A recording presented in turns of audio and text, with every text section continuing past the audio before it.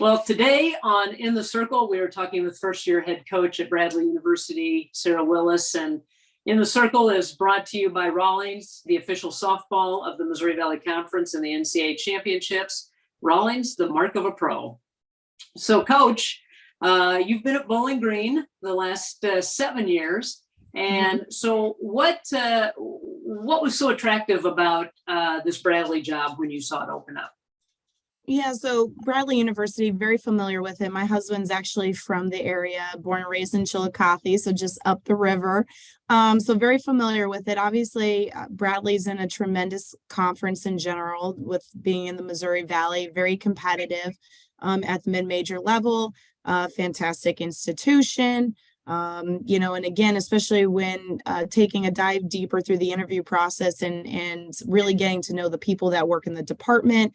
You always want to surround yourself by, around great people that are going to be super supportive and want to do anything to make the softball program better, which is tremendous. You don't always see that everywhere. So again, the people was the big attraction when it came to Bradley. Yeah, it's been a great program through the years. You've stopped a couple of different places and coached, assistant and head coach. Give us a little bit of your background from your playing days up through this stop here at Bradley. Yeah, so, before the transfer portal was even a thing, I was actually a transfer in my freshman year, a head coaching change at the University of Washington. So I transferred out of there and followed Teresa Wilson, who I played for down at Texas Tech.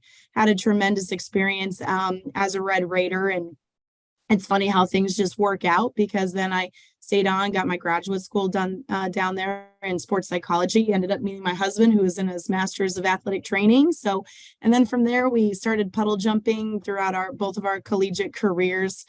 Princeton, he was at Temple, SEMO.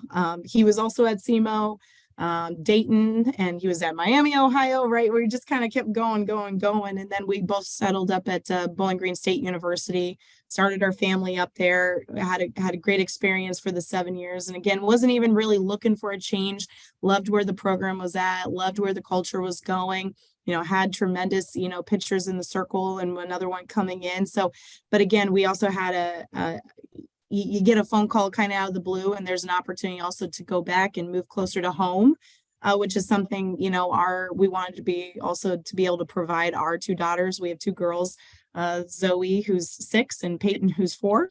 So opportunity to be around grandparents and cousins and, the school that my husband was in, for elementary. I mean, it's kind of the unusual situation as a college coach you don't always find, being able to make a family choice as well. So that's kind of the journey in a nutshell. So with the two young daughters, I'm sure they're already into softball.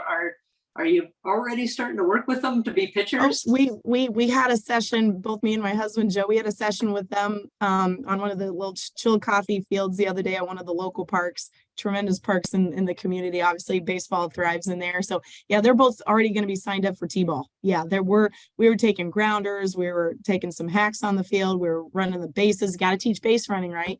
Even at this age. So yeah, we're working all of it. It's a blast. They've already probably signed their letters of intent to play at Bradley. I'm assuming you've already got to play. If we ever have a rough day on the field, because so much is streamed now, Zoe, my oldest, she knows she read, count, she pays attention to the score. So if she sees we don't end up on the side where we're having the W, she'll look at Dad and say, Dad, I need to go hit so I can help Mom. So, I gotta love it. So. I love that. Well, speaking of pitchers, you actually came into a pretty good pitching staff at Bradley. You've got a lot of pitchers on the staff. And so I'm assuming you're going to handle those duties as pitching coach and work with those pitchers.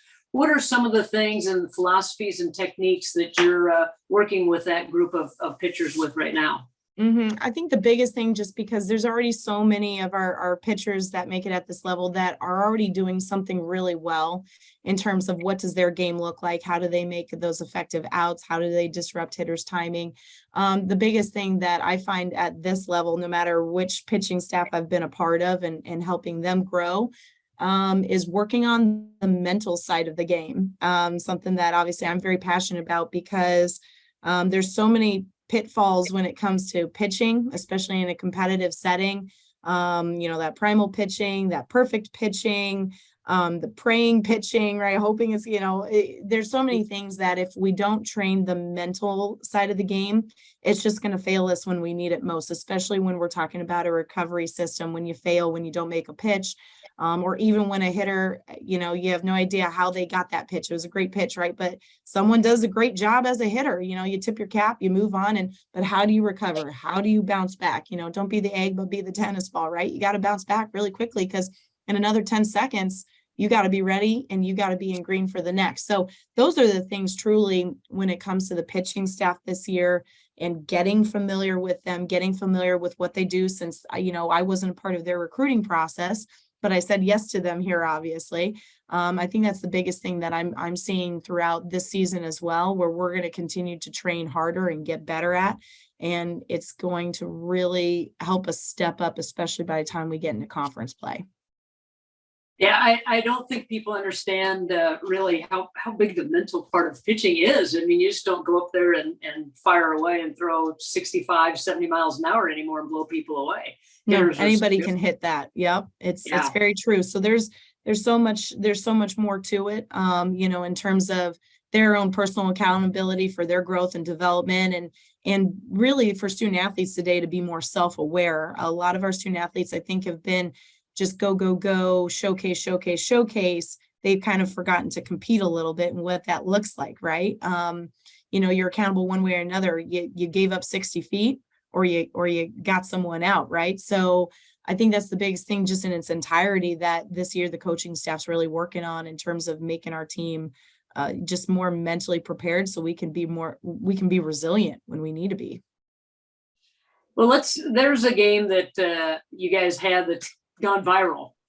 You had a couple of unexpected visitors pop in one of your games in Orlando. Talk a little bit about that. A couple of, I guess, the parents that didn't like their seats and wanted better view. Talk about a bird's eye view, right, of the ball game. And like, you can just throw in all of the one-liners that you probably saw across social media. There were some pretty good ones, I'm not gonna lie. I mean, Cam Schaller, we had made a change in the circle coming through. She got a big strikeout on a nice pitch. And then literally, if you watch her, she kind of turns around. The birds have been on the field for like 5 seconds. And she's like, what is going on? Just kind of, there's a lady that trains her. I guess they're called macaws officially, if you call them parrots, but it's a parrot, right? It's still a parrot, so we can call it that.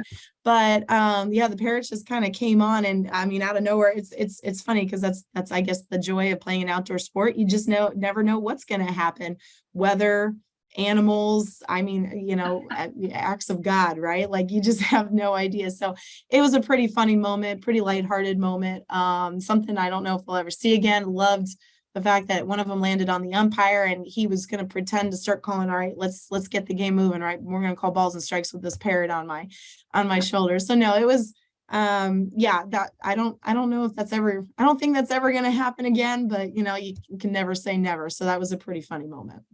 Well, if people haven't seen it, I'm sure you can find it and watch the video, because it is pretty funny. And as much as a coach, I want to say that we're going to, we want to be known for how we play ball, and we're going to be identified that way. Right now we're the parrot team, I guess, so I mean, we got some work to do with that. I don't know if we're ever going to overcome, that many likes again. As much as I'm not a social media person, that's pretty impressive, but I don't know. It was pretty funny, and definitely a once in a lifetime thing. I think that's going to happen. So. I read where you guys had a home run derby to help raise money for the program. And is that something that an idea you brought with you, or has it been part of Bradley softball? So that was actually the second year that was part of Bradley softball. So no, definitely can't take any credit for it. The prior coaching staff in the department, from my understanding, kind of cultivated that. And I think that's something that now, because the system that we used in place to acquire the bids, and how much money per feet do you want to spend or bid based off of your best out of 10 from the hit tracks.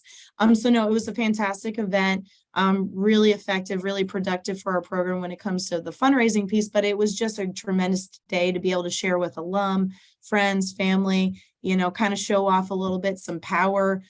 Coaching staff, we were involved, although there's not a lot of power I'm going to show off these days with my swing. But it's just fun to be able to kind of step away and do something, for your own program, but make it softball specific. So it's a tremendous event. From our bids alone, it's definitely something that we're going to continue to move forward with every single year. The players have a great time, staff has a great time. We'll see if we can get maybe some more interesting guest swingers in there too, because that's always fun to see some people that's what they do for a living, or it's something that they've never done, but they're all for the cause in the program. So it's a fun day.